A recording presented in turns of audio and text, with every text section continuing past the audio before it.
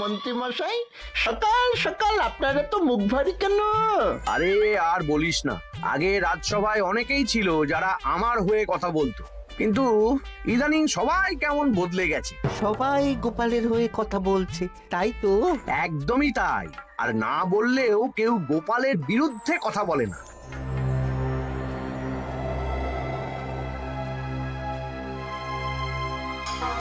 কি মন্ত্রী মশাই, আজকাল তো আমার কথা আর মনেই পড়ে না, ভুলে গেছেন নাকি? আরে না না ভগবান, তুমি হলে আমার তুরুপের তাস। ঠিক সময়ে ঠিক সুযোগ এলে তোমাকেই ডাকবো। একটু দেখবেন। হ্যাঁ, আরে নিশ্চয়ই নিশ্চয়ই। এই চলি রে, আবার রাজসভায় যেতে হবে।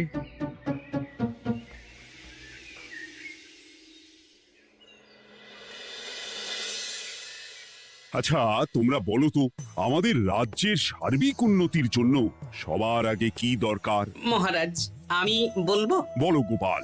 সততা আর শিক্ষা, এই দুটো জিনিস মানুষের মধ্যে থাকলে রাজ্যের উন্নতি কেউ আটকাতে পারবে না মহারাজ। একদম ঠিক বলেছ পণ্ডিত, তুমি তো শিক্ষার কাণ্ডারি। তুমি কি বলতে চাও এই ব্যাপারে? মানে কিভাবে শিক্ষার আরো উন্নতি করা যায়? মহারাজ, আমি তো মনে করি পুঁথিগত শিক্ষাই শুধু শিক্ষা নয়, মানুষের ভেতরে যে পূর্ণতা আছে সেটাকে ফুটিয়ে তোলার নামই হলো শিক্ষা। যেমন? কেউ যদি খেলতে ভালোবাসে সে খেলোয়াড় হবে, গান করতে ভালোবাসলে সে গায়ক বা গায়িকা হবে। আমি প্রত্যেকের মধ্যে লুকিয়ে থাকা এই বিশেষ বিষয়গুলিকে তুলে ধরার জন্য কিছু করতে চাই। তা এটা করার জন্য কি দরকার? প্রথমত অর্থের প্রয়োজন। আমাদের আরো অনেক টুল খুলতে হবে, সেখানে এক একটা জায়গায় এক এক রকমের শিক্ষা প্রদান করা হবে। এটা ভালো প্রস্তাব। আমাদের রাজ্যে গায়ক, নৃত্যশিল্পী, অঙ্কন শিল্পী, খেলোয়াড় সব তৈরি হবে। দেশ বিদেশে রাজ্যের নাম উজ্জ্বল হবে। মহারাজ, একদম এসব উল্টো পাল্টা খরচ করবেন না। কেন কেন?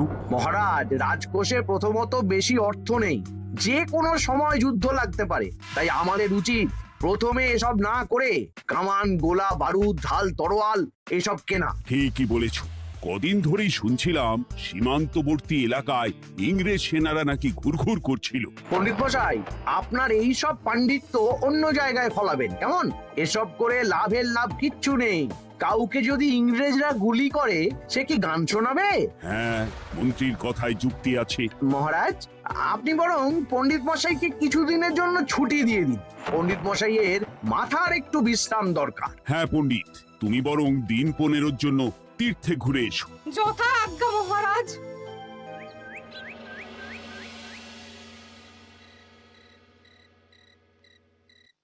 শোনো ভগবান, সকালেই তুমি কাজের কথা বলছিলে, আমি এমন ছক কষেছি কালকে থেকেই তোমার জন্য একটা ভালো বেতনের কাজ জোগাড় করে দেব। শুধু যা বেতন পাবে তার অর্ধেক আমাকে দিতে হবে, কেমন? রাজি রাজি। কি কাজ বলুন? শোনো, বাহ বাহ, দারুণ দারুণ, হয়ে যাবে কাজ।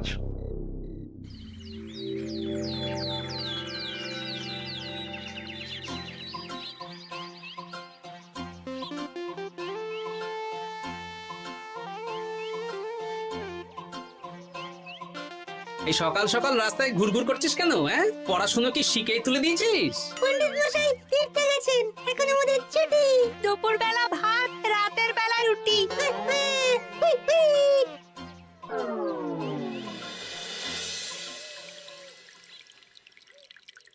মহারাজ, গতকাল পণ্ডিতকে ছুটি দিলেন আর আজ পাঠশালার সব ছাত্রছাত্রী সকাল থেকে ঘুরঘুর করছে।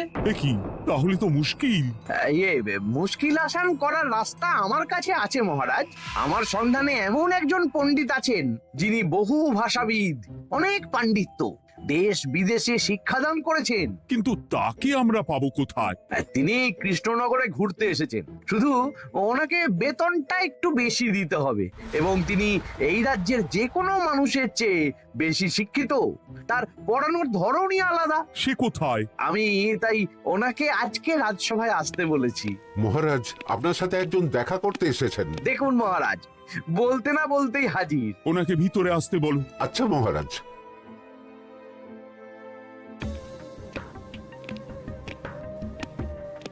প্রণাম কৃষ্ণচন্দ্র, আমাকে আপনার মন্ত্রী ডেকেছেন, তাই এলাম। মন্ত্রীর সাথে কথা হয়েছে আমাদের রাজ্যের শিক্ষার উন্নতির ব্যাপারে। আমাদের মানে আপনি কি এই রাজ্যের? মানে এখন এই রাজ্যে আছি তো, তাই আমাদের রাজ্য বললাম। উনি সবাইকে আপন করে নেন। যাই হোক, তোমার শিক্ষার উন্নতির ব্যাপারে কি মতামত? মহারাজ, আমি এই রাজ্যের বিভিন্ন মোড়ের মাথায় টোল খুলতে চাই। তার জন্য অনেক অর্থের প্রয়োজন। তাতে কি উপকার হবে? ছাত্রদের জন্য তো নির্দিষ্ট পাঠশালা আছে। যখন শত্রুরা আক্রমণ করতে আসবে তখন তারা দেখবে রাস্তার মোড়ে মোড়ে টোল, মোড়ে মোড়ে টোল। তারা বুঝতে পারবে এখানে সবাই শিক্ষিত। আর শিক্ষিত লোককে ক্ষমতার অধীনে রাখা কঠিন, যুদ্ধে জিতলেও শাসন করা মুশকিল। কারণ অশিক্ষিতকে বোকা বানানো সহজ, কিন্তু শিক্ষিতকে বোকা বানানো কঠিন। নতুন পণ্ডিত একদম ঠিক কথা বলেছে। কোনো বাইরের রাজা বা শত্রু আক্রমণ করার আগে 5 বার ভাববে। এই সেরেছে। গতকালই মন্ত্রী বলছিল শিক্ষার দরকার নেই, অস্ত্র কিনুন, আর আজকেই শিক্ষার পক্ষে কথা বলছে। ব্যাপারটা কেমন সন্দেহজনক, নজর রাখতে হচ্ছে। বেশ, আমি তোমার এই শিক্ষা সম্প্রসারণের প্রস্তাবে রাজি। মন্ত্রী, তুমি এই প্রকল্প দেখভাল করবে। আচ্ছা, কত খরচ হতে পারে একটা হিসেব করে আমাকে জানিও, আমি দিয়ে দেব। আচ্ছা মহারাজ, আপাতত 500 মোহর দিয়ে রাখুন, পরে যা লাগবে বলে দেব। উফ, সকালে এক পত্তন বাজার, বিকেলে এক পত্তন বাজার, আর পারি না।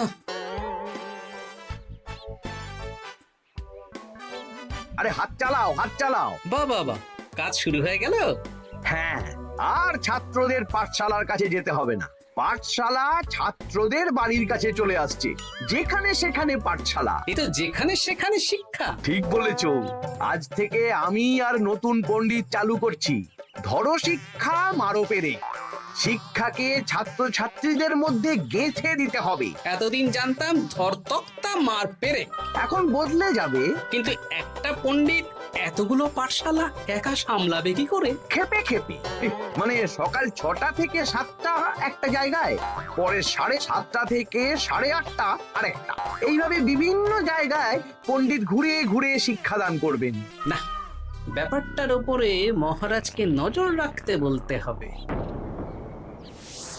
মহারাজ, আমার মনে হয় এই পাঠশালায় আগামীকাল থেকে কেমন পড়াশোনা শুরু হবে, আপনার সেদিকে একটু নজর রাখা উচিত। হ্যাঁ, দেখি আগামীকাল সকাল সকাল বিভিন্ন পাঠশালায় গিয়ে নজর রাখবো। আর হ্যাঁ, আমাকে নতুন পণ্ডিত একটা তালিকা দিয়েছে, কোন পাঠশালায় কখন পড়াবে সেটার তালিকা। আমিও যাব আপনার সাথে।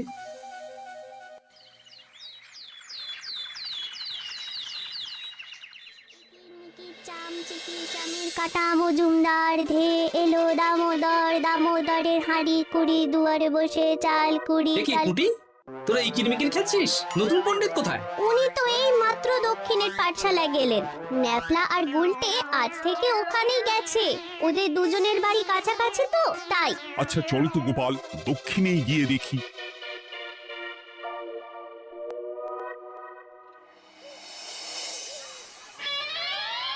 দেখি এখানেও তো নতুন পণ্ডিত নেই।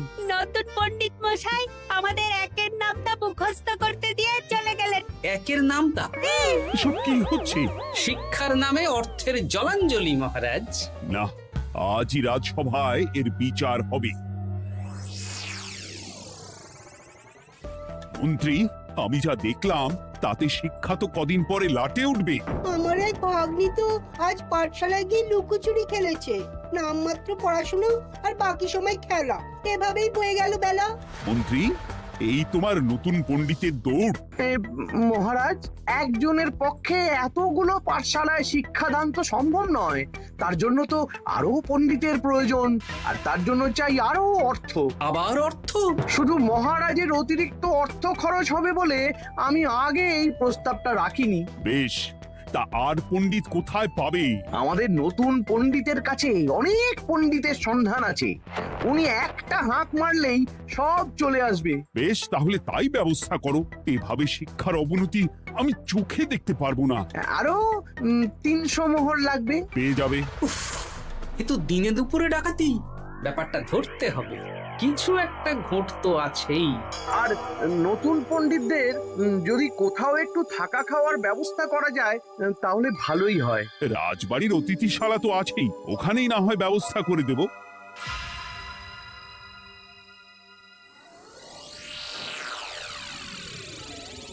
শোন বটা ঘটা আর কেলে পচা, তোদের এইবার এই ভগবানের মতন শিক্ষাদান করতে হবে। আরে আমি তো শিক্ষা বানানই জানি না। সে না জানলেও হবে, শুধু দাড়ি গোফ লাগিয়ে নকল পণ্ডিত সেজে কালকে থেকে পাঠশালায় যেতে হবে। কাকে কোথায় যেতে হবে সব আমি বুঝিয়ে দেব। আচ্ছা,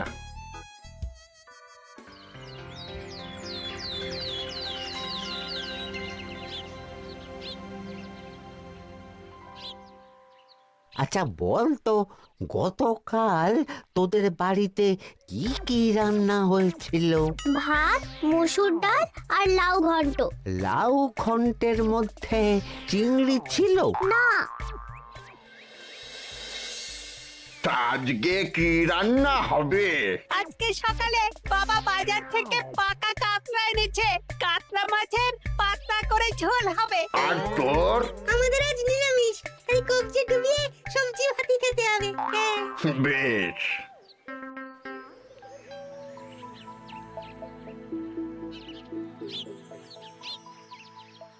বল, আজকে তোরা কি কি শিখলি? আমি লাউ ঘন্ট। আমি সবজি ভাত। আমি কাতলা মাছ। কি বলছিস কি? আজকে তো পাঠশালায় এই সব আলোচনাই হয়েছে। এবারে ব্যাপারটা একেবারে সহ্য সীমার বাইরে চলে যাচ্ছে। দাদু, আমাদের আগের পণ্ডিত মশাই ভালো ছিলেন। উনি কোথায় চলে গেলেন? মন্ত্রী মশাই ছলে বলে কৌশলে ওনাকে তীর্থে পাঠিয়েছেন। না, এখন আমাকে মন্ত্রী মশাইয়ের উপরে নজর রাখতে হবে।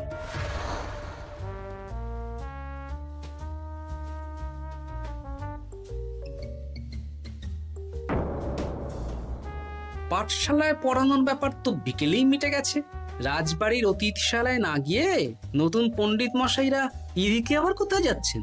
সাথে মন্ত্রীও আছেন, ব্যাপারটা নজর রাখতে হবে। তাড়াতাড়ি চল। চলুন চলুন। এদিকে তো বটা ঘটার বাড়ি, এদিকে মন্ত্রী মশাই কোথায় যাচ্ছেন?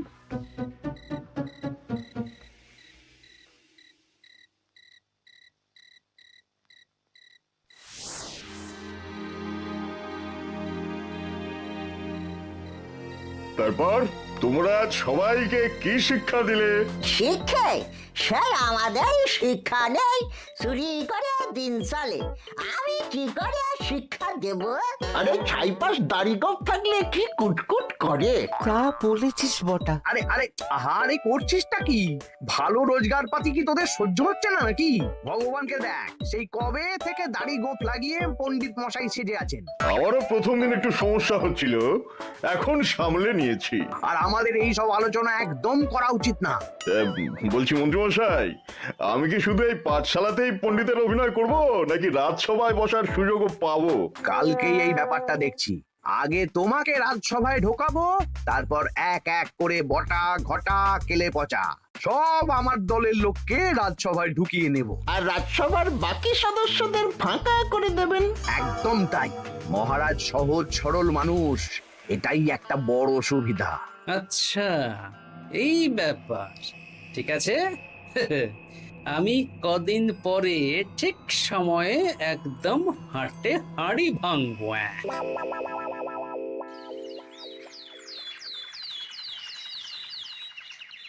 তাহলে মন্ত্রী, আর কোনো সমস্যা নেই তো? না না মহারাজ, এখন আর কোনো সমস্যা নেই।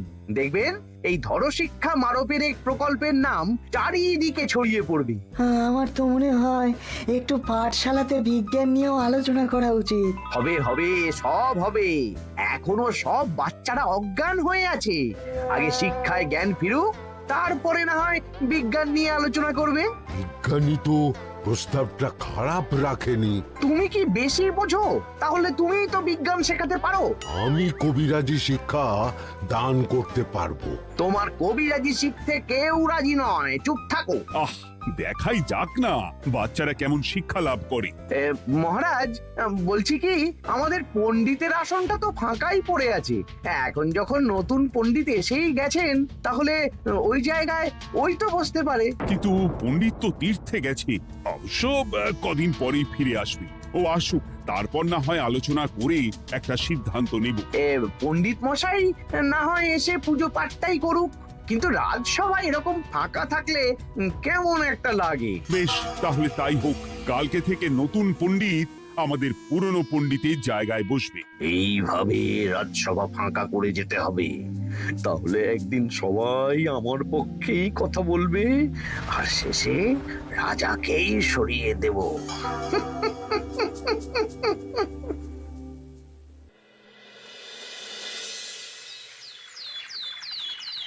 মহারাজ, সর্বনাশ হচ্ছে চারিদিকে।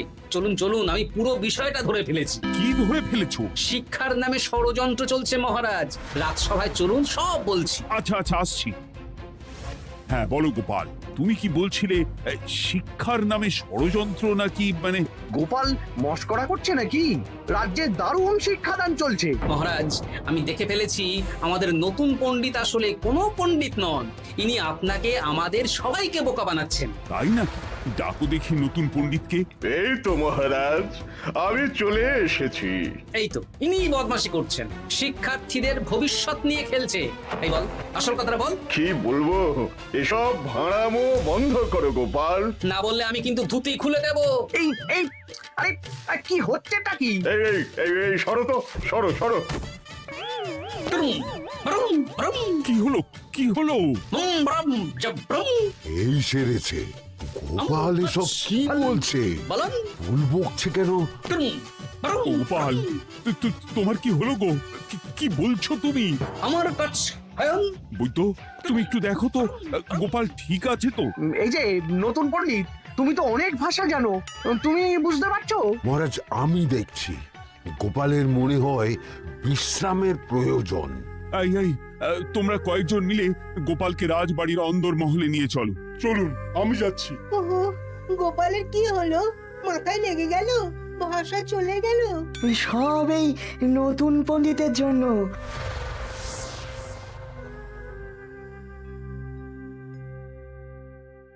ভাল খাচ কাচ হায়ন মাস্টার কাচ।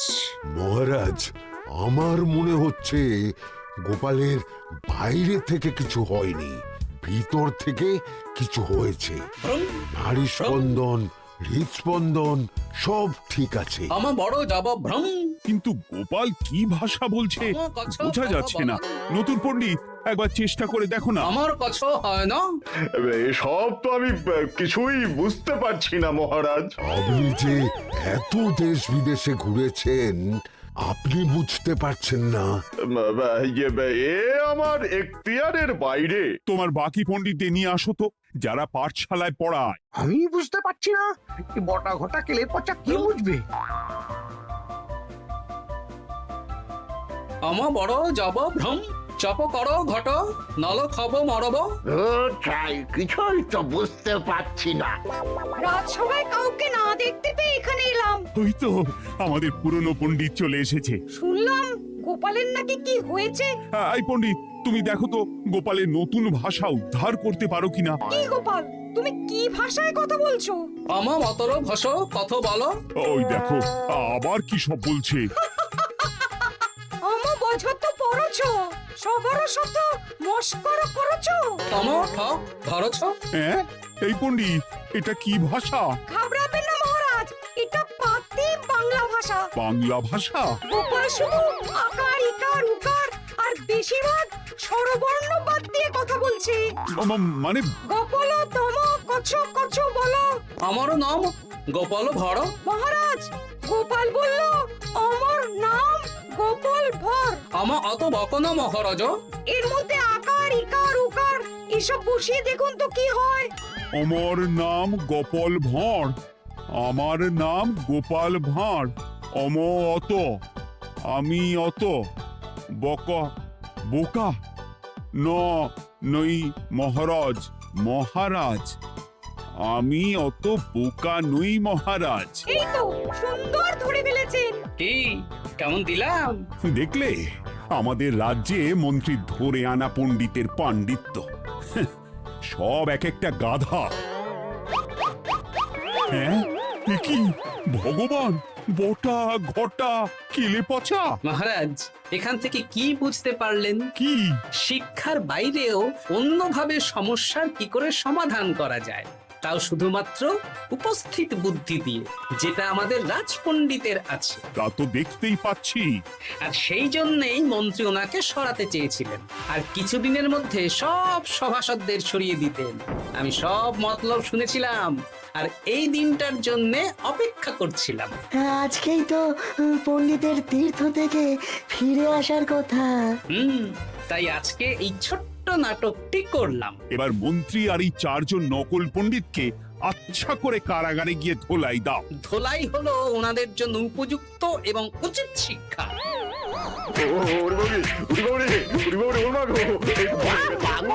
বাবা গো, ভুল হয়ে গেছে গো। আরে